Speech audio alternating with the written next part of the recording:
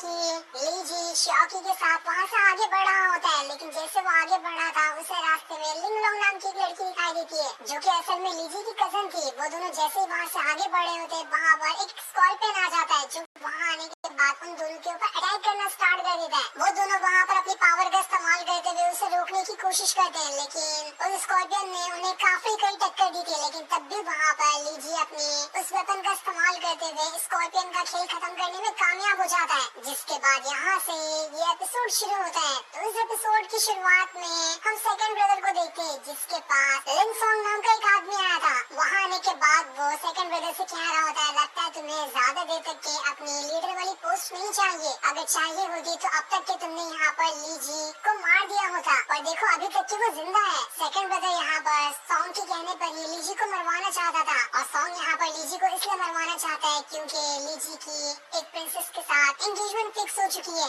लेकिन सॉन्ग नहीं चाहता कि लीजी उसके साथ शादी करे, वो खुद वहाँ पर उस प्रिंसेस के साथ शादी करना चाहता है। ऐसे सॉन्ग चाहता है कि यहाँ से वो लीजी को अपने रास्ते से हटा दे, जिसके बाद तो वो आसानी के साथ प्रिंसेस के साथ शादी कर लेगा। सेकंड ब्रदर वहाँ पर कह रहा होता है, लिन सॉन्ग मुझे माफ कर देना, मुझसे थोड़ी गलती हो गई। अभी तक के लीजी जिंदा है, लेकिन ज्यादा देर तक के वो जिंदा नहीं रहेगा। मैंने तो उसके पास उस स्कॉर्पियन को भी भेजा था, लेकिन तब भी उसने उसे मार डाला। मुझे तो समझ नहीं आ रहा कि आखिर उसके पास इतनी पावर कैसे आ गई। सॉन्ग वहाँ पर कह रहा होता है, बस बहुत हो गया, मुझे तुम्हारे और ड्रामे नहीं सुनने। मैं समझ चुका हूँ कि ये काम तुम्हारे बस का बिल्कुल भी नहीं है, तुम वहाँ पर लीजी को नहीं मार सकते, इसलिए अब मुझे अपने ही साथी को भेजना पड़ेगा ताकि वो लीजी का खेल खत्म कर सके। अगर मैंने उसे जल्दी नहीं मारा तो तब तक वो मेरी नाक में दम करके रख देगा। इसलिए वो वहाँ पर अपने एक साथी को ऑर्डर देता है कि जाओ और जहाँ पर भी तुम्हें लीजी दिखाई दे वहीं पर उसका खेल खत्म कर देना। वो जो आदमी होता है उसके पास बैट की पावर थी और उसका नाम भी बैट मॉन्स्टर होता है। वो वहाँ पर सॉन्ग से कह रहा होता है, मास्टर आप जैसा कहेंगे मैं वो करने के लिए तैयार हूँ। इधर हम लीजी और लिंगलोंग को देखते हैं, जो दोनों आगे बढ़ते हुए एक जगह पर आ चुके थे। वहाँ आने के बाद लिंगलोंग वहाँ पर कह रही होती है, आपको जिस माउंटेन के पास जाना है ना, उसका रास्ता देखो सामने से याद है, मैं यहीं तक के आपका साथ दे सकती थी।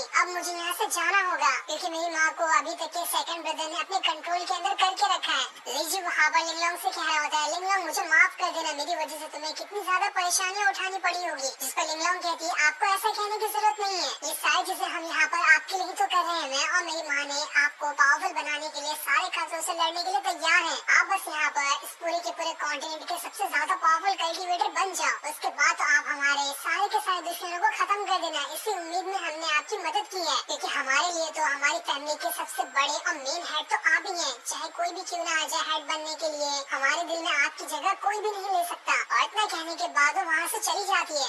इधर लीजी आगे बढ़ते हुए एक वीरान वैली की तरफ आ चुका था, जहाँ पर हर तरफ रेत ही रेत थी। लीजी जैसे वहाँ से आगे बढ़ रहा होता है, उस रास्ते में कई सारे लोग दिखाई देते हैं जिनकी हालत बहुत ज्यादा खराब होती है। वो लोग इस इलाके को छोड़कर दूसरे इलाके की तरफ जा रहे थे, क्योंकि यहाँ पर उनके खाने पीने की भी बहुत ज्यादा कमी हो चुकी थी। उनके पास खाने पीने के लिए कुछ नहीं होता है। ये देखकर तो लीजी भी हैरान था कि यहाँ पर इन लोगों की ऐसी हालत कैसे हो गई। क्या ये सच में मेरी सिटी के लोग हैं जहाँ पर इनके साथ अच्छा बर्ताव नहीं किया गया और ये सिटी को छोड़कर जा रहे हैं? ऐसा है तो ये तो बहुत गलत बात है। शियाओकी उससे कह रहा होता है, मास्टर आप परेशान मत हो, जैसे आपके पास पावर आ जाएगी और आपने दोबारा से हेवन को बिल्ड कर दिया तो हम यहाँ पर सारे के सारे जो लोग मजबूर हैं उनकी सारी की सारी मजबूरियों को खत्म कर देंगे और वो भी शान से अपनी जिंदगी आगे चलकर गुजार पाएंगे। इसलिए लीजी भी अब उन लोगों के साथ ही वहाँ से आगे बढ़ना शुरू कर देता है। उन्हीं लोगों के बीच एक सवारी भी जा रही थी, जो कि कोई शाही सवारी लग रही होती है, और उसी के अंदर वो प्रिंसेस भी मौजूद है, जिसके बारे में सॉन्ग बात कर रहा था कि वो उसी से शादी करना चाहता है। वो प्रिंसेस जैसे ही आगे बढ़ रही होती है, उसे आसपास के गरीब लोगों को देखकर, जिनकी हालत काफी ज्यादा खराब थी, उसे बहुत बुरा लगता है कि ये लोग बेचारे कितने ज्यादा मजबूर है। वो अपने जनरल से कह रही होती है, हमारे पास जितना भी खाना पानी है वो इन लोगों को दे दो, इन्हें बहुत ज्यादा जरूरत है, वरना तो ये लोग यहाँ पर मर ही जाएंगे। जनरल वहाँ पर कह रहा था, प्रिंसेस आप ये कैसी बात कर रहे हैं, हमारे साथ भी तो देखो काफी सारे लोग हैं और अभी हमें 3 दिन का सफर तय करना है। अगर हमारे पास अभी खाना खत्म हो जाएगा तो हम आगे के दिन में क्या करेंगे? हम ऐसे तो अपना खाना इन्हें नहीं दे सकते। जिस पर प्रिंसेस कह रही है, देखो हम यहाँ पर अगर कुछ देर के लिए भूखे भी रहे तो मर थोड़ी जाएंगे, वैसे भी हमारे पास कुछ देर के बाद तो खाना आ ही जाएगा ना। इन लोगों का क्या भरोसा कि इन्हें अगली बार खाना कब मिले। एक प्रिंसेस ऐसा उन्हें कभी नहीं दे सकती, वो कभी नहीं चाहेगी कि उसके प्रजा के लोगों की ऐसी हालत रहे। मैं यहाँ पर भूखी प्यासे रहने के लिए तैयार हूँ, आप लोग चाहो तो मेरा ही खाना इन लोगों को दे दो, मुझे कोई जरूरत नहीं है खाने की। प्रिंसेस तो यहाँ पर काफी ज्यादा अच्छी दिखाई दे रही थी, उसके मिजाज भी बहुत ज्यादा अच्छे होते हैं। ये सुनकर जनरल कह रहा होता, अगर आप इतना ही कह रही तो ठीक है, हम यहाँ पर भूखे रहने के लिए तैयार हैं। जिसके बाद जनरल अपने सारे सिपाहियों से कहकर उनके पास जितना भी खाना होता है वो सब वहाँ के लोगों में बांट देता है ताकि उन्हें भी कुछ खाने पीने के लिए मिल सके। ये देखकर तो वहाँ के सारे लोग एकदम ज्यादा हैरान और खुश हो जाते हैं कि चलो यहाँ पर खाना मिलने वाला है। सभी को वहाँ पर ब्रेड मिल रहा होता है, इसलिए सारे लोग टूट पड़ते हैं खाने के ऊपर, एक दूसरे को मार मार के वो खाना ले रहे थे क्योंकि कई दिनों से उन लोगों ने कुछ भी नहीं खाया था। एक छोटा बच्चा जैसे अपनी माँ के लिए खाना लेकर आता है, वहाँ पर दूसरा आदमी आता है, उसके बेचारे का खाना छीन लेता है और खुद ही खाना शुरू कर देता है। यहाँ के लोगों में भी जो ताकतवर थे उनके पास तो खाना आ गया होता है, लेकिन जो कमजोर थे उनके पास अभी भी खाना नहीं आया था। इसलिए प्रिंसेस अपने जनरल से कहती है जाओ और उनकी मदद करो। यहाँ पर खाना लेने में भी जो ताकतवर है वही टूट पड़ रहे हैं, लेकिन जनरल कह रहा होता है प्रिंसेस हम यहाँ पर कुछ नहीं कर सकते, ये उनकी किस्मत ही है, हमने अपनी तरफ से पूरी कोशिश कर दी, हम इन लोगों से तो किसी और का खाना छीनकर किसी और को नहीं दे सकते ना, जिनके नसीब में भूखा रहना होगा वो भूखे ही रहेंगे। जिसके बाद वो सभी वहाँ से आगे बढ़ना शुरू कर देते हैं, लेकिन तभी वहाँ पर लीजी आ जाता है जो एक घसीट के लात सीधा उस आदमी को मार देता है जिसने उस बच्चे का खाना छीना था। वहाँ पर आने के बाद वो सारे लोगों से कह रहा होता है यहाँ पर सारे लोगों को इक्वल खाना मिलेगा, किसी को कम किसी को ज्यादा नहीं मिलने वाला, अगर यहाँ पर किसी ने गड़बड़ करने की कोशिश की तो मुझसे बुरा कोई नहीं होगा। खाना छीनने वाला बंदा जैसे ही लीजी के पास आ रहा होता है मारने के लिए उसे, लीजी एक पंच मारते हुए उसे उठाकर दूर फेंक देता है और उसे कहता है देखो मेरे पास भी खाना है, जिसको यहाँ पर खाना नहीं मिला वो मेरा खाना ले सकता है। लीजी ने भी लिंगडोंग ने जो उसे इस सफर को पूरा करने के लिए खाना वगैरह दिया था वो सारा खाना भी बाकी लोगों में बांट। लीजी भी तो बिल्कुल प्रिंसेस जैसा ही है, प्रिंसेस जैसे ही वहाँ पर लीजी को देख रही होती है वो एकदम ज्यादा हैरान रहती है कि लीजी तो बिल्कुल ही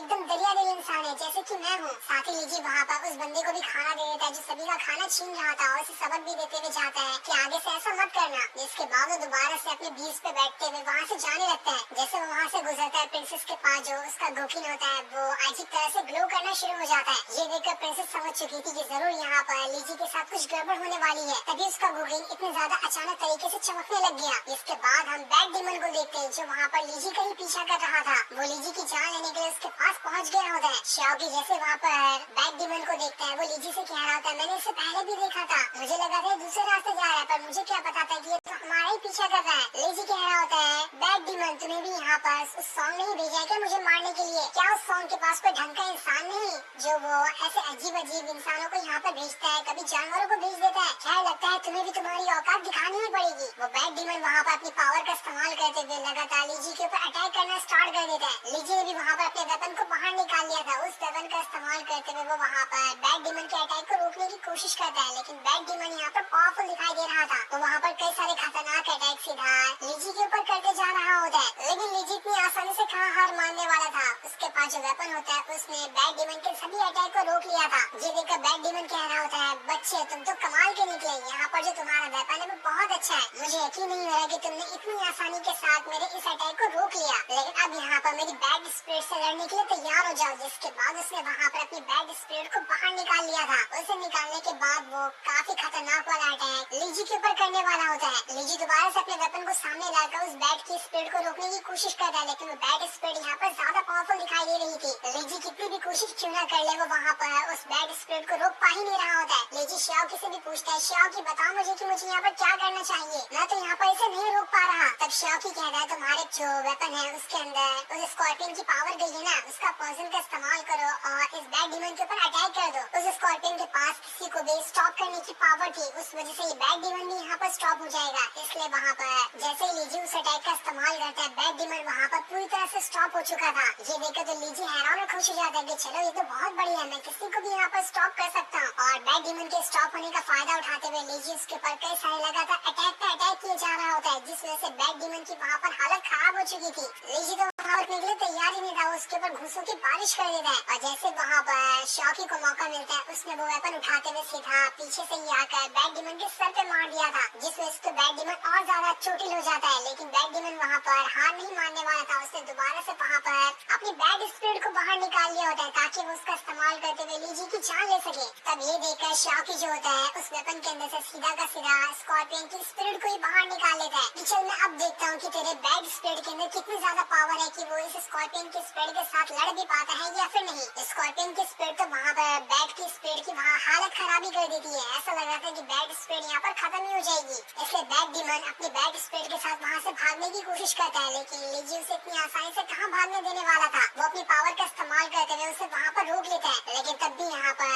बैड डीमन जो था वो ज्यादा पावरफुल दिखाई दे रहा था। उसने दोबारा से लीजी के ऊपर अटैक करते हुए उसे उठाकर दूर फेंक दिया होता है और जैसे वो उसके ऊपर दोबारा अटैक करने वाला था वहाँ पर प्रिंसेस आ आ जाती है, जिसने अपने गुकिंग का इस्तेमाल करते हुए बैड डीमन के ऊपर अटैक करना स्टार्ट कर दिया था। उसके गुकिंग के अंदर से जो म्यूजिक निकल रही होती है, उसकी वेव भी बहुत ज्यादा पावरफुल थी। उसी वेव की वजह से जो बैड डीमन वहाँ से उड़ते हुए दूर फेंक आ रहा होता है, लेकिन तब भी यहाँ पर बैड डीमन ज्यादा पावरफुल दिखाई दे रहा था। उसने वहाँ पर प्रिंसेस के ऊपर अटैक करते हुए उसे उठाकर दूर फेंक दिया था। तब ये देखकर लीजी दोबारा से अपने वेपन को बाहर निकालता है और उसे सीधा इतनी जोर से बैड डीमन की तरफ फेंकता है कि बैड डीमन वहाँ से उड़ते हुए दीवार के अंदर ही जाकर धंस जाता है। वो तो वहाँ से निकल ही नहीं पा रहा था। इसके बाद लीजी वहाँ से प्रिंसेस के पास आता है। प्रिंसेस जैसे ही पीछे मुड़ने वाली होती है, उससे पहले उसके चेहरे पे लगा कपड़ा निकल जाता है, जिस वजह से तो उसकी खूबसूरती और ज्यादा बढ़ चुकी थी। पर जैसे ही लीजी वहाँ पर प्रिंसेस की खूबसूरती को देखता है, इससे पहले ये एपिसोड यहीं पर एंड हो जाता है। Thanks for